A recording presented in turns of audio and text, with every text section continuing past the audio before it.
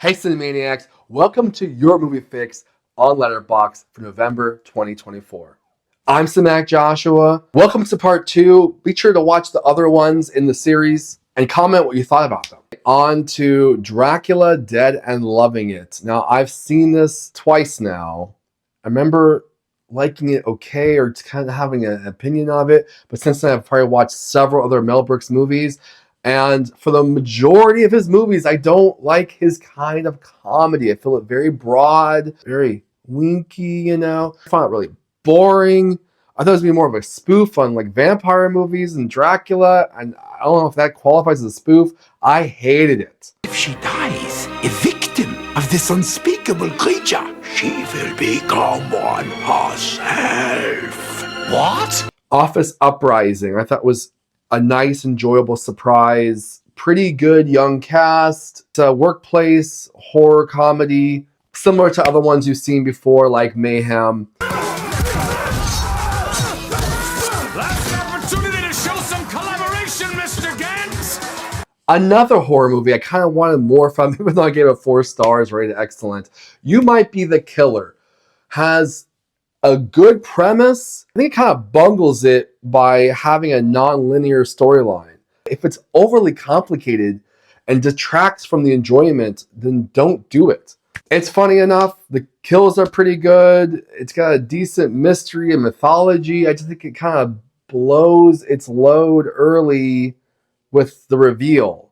Caddo Lake. I saw the trailer. I was like, it could be okay. Some twisty sci-fi stuff there. A thriller. Really loving Dylan O'Brien, his filmography lately in the past decade. This is one to watch, and one of the very few movies I watched a second time the same week. I had to get the answers. I had to connect the dots of what I missed from the beginning, maybe, and stick with it, because that first 30 minutes, it just is kind of like character building, backstory stuff, but the actual premise doesn't hit till 30 minutes in, and that's when you're off in the races.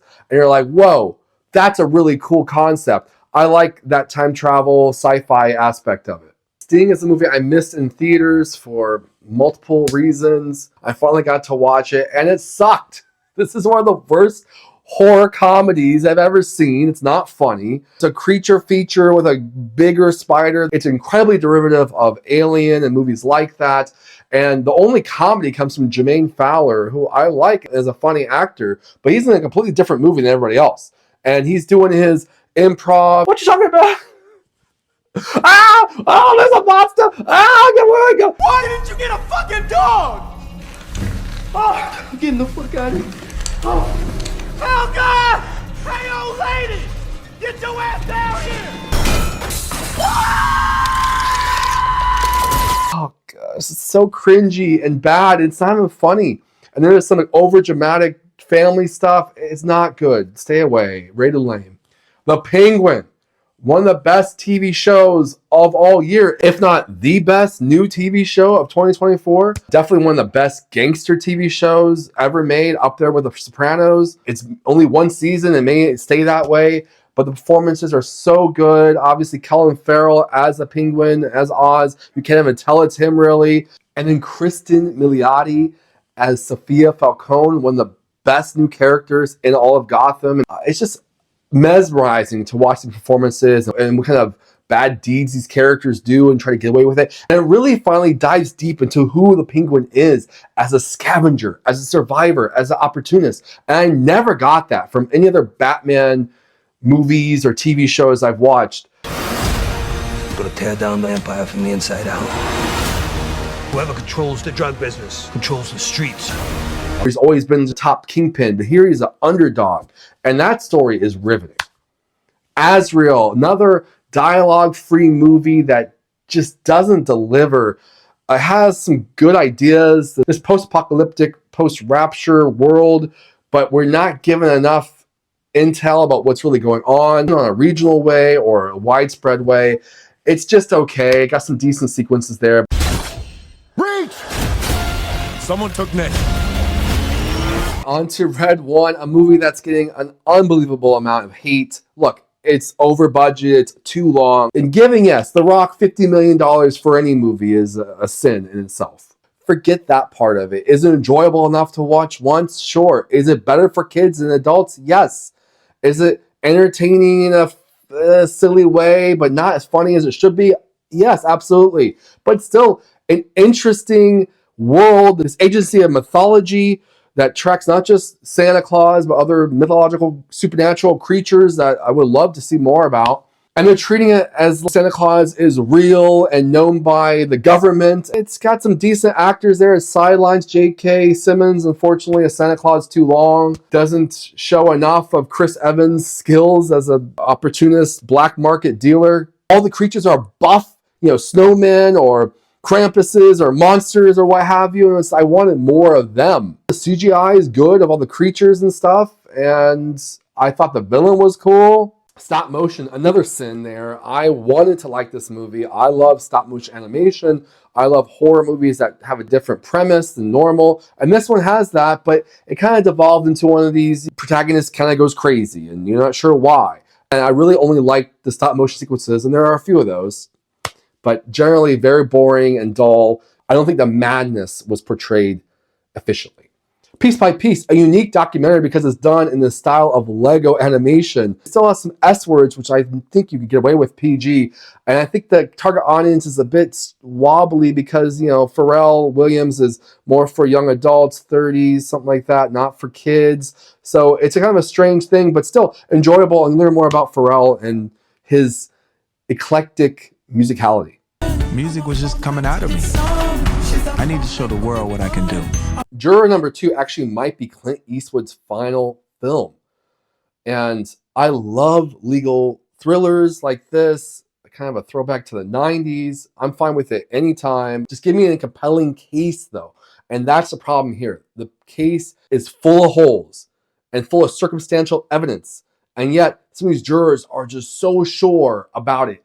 And it's so obvious because of their bias. Okay, so Scythe mowed her down instead of bashing her head in. What are we talking about here? What difference does it make? The guy is a piece of shit. It's a pretty good cast. Nicholas Hoult is doing good work. Premise is good, and it's got some moral conundrums that work out well. Give this a shot when it's on streaming. I got problems with the script, major problems, and it ruined the enjoyment for me. Star Wars basically would not be Star Wars without Johnny Williams' music. Music by John Williams is a documentary on Disney Plus, and if you know what they've done in the past with documentaries, they have some good ones there, but they're all kind of sanitized, they're all kind of formulaic, they're all kind of just a good journey through their filmography or the artist or whatever they're covering. And this is the same. This covers a lot of his relationship with Steven Spielberg. Apparently, Steven Spielberg has only worked with John Williams. I need to find out if Steven actually did any movies without him, but John Williams has done other movies also with other directors, as well as some other things like the Olympic themes, several of those, and a prominent news theme. So I learned some of these things. It's a little bit about his personal life, but more about his filmography. The main reason I think it's important to celebrate him is just to say thank you for that amount of joy. He's an amazing composer, so it's a joy to watch documentaries on fantastic artists. And you'll see a couple more coming up as well. Martha is a documentary on Martha Stewart. It covers some of her early life, so I learned a lot about her there as a shrewd woman who kind of broke the mold on domesticity and was a perfectionist and influencer before there really was any other ones, and then also delves more into her court cases and her prison sentence, in case you didn't know. Spoiler alert there. Those prosecutors should have been put in a Cuisinart and turned on high. I felt it was a little bit too much of that. I wanted more about her life in general. Apparently there's a TV docuseries that might cover more of that, so I need to watch that. Then I rewatched Gladiator, anticipation for the Legacy sequel. I haven't seen this in several years. It's always been one of my favorite epic action movies, and I noticed this time it's very good, but very slow and a little bit over-bloated. And unfortunately, that's what Ridley Scott does. Movies are always too long. He kind of cuts out important deleted scenes. It's got some weird editing choices there, but it's an excellent underdog story. Russell Crowe deserved Best Actor as well as Best Picture for this one. And it is one of my favorite Ridley Scott movies, and I do have it high on my Ridley Scott list. You can see that on Letterboxd here at Rated Awesome, as well as several other director and actor lists I have compiled here. Is it better than the sequel, though? Find out soon. entertained! Thanks so much for watching. Be sure to watch the others in the series so you get a full view of everything I watched in November.